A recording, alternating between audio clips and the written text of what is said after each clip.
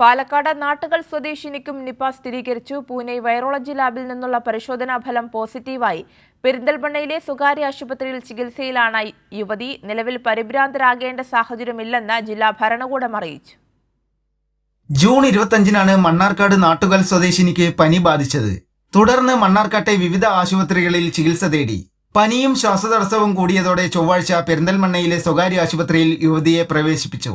നിപ്പയുടെ ലക്ഷണങ്ങൾ ഉള്ളതിനാൽ പൂനെ വൈറോളജി ലാബിലേക്ക് സ്രവം പരിശോധനയ്ക്ക് അയച്ചു. പരിശോധനയിൽ 38-കാരിക്ക് നിപ്പ സ്ഥിരീകരിച്ചു.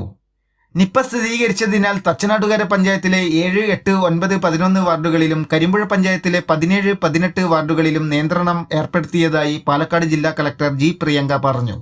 നമ്മൾ ഒരു 26 കമ്മിറ്റീസ് ഫോം ചെയ്തിട്ടുണ്ട്. അതല്ലാതെ കൺട്രോൾ റൂമും മെഡിക്കൽ കോളേജിൽ തുടങ്ങാൻ പോവുകയാണ്. ആ കൺട്രോൾ റൂമിൻ്റെ ഫോൺ നമ്പർ പെട്ടെന്ന് തന്നെ നമ്മൾ പ്രസിദ്ധീകരിക്കും. പിന്നെ കണ്ടെയ്ൻമെൻറ്റ് സോണ് കൂടെ ഡിക്ലെയർ ചെയ്യാൻ പോവുകയാണ്.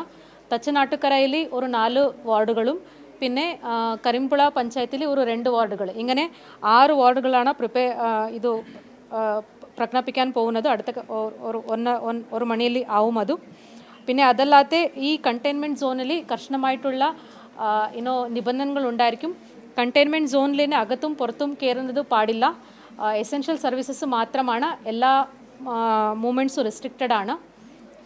നിപ്പ സ്ഥിരീകരിച്ച യുവതി പെരിന്തൽമണ്ണയിലെ സ്വകാര്യ ആശുപത്രിയിൽ ചികിത്സയിലാണ്. രോഗത്തിന്റെ ഉറവിടം കണ്ടെത്താനുള്ള പരിശോധനകളും ആരംഭിച്ചു. വീടിന് സമീപത്തെ മരത്തിൽ വവ്വാലിന്റെ സാന്നിധ്യമുള്ളതായി കണ്ടെത്തിയിട്ടുണ്ട്. കൈരളി ന്യൂസ്, പാലക്കാട്.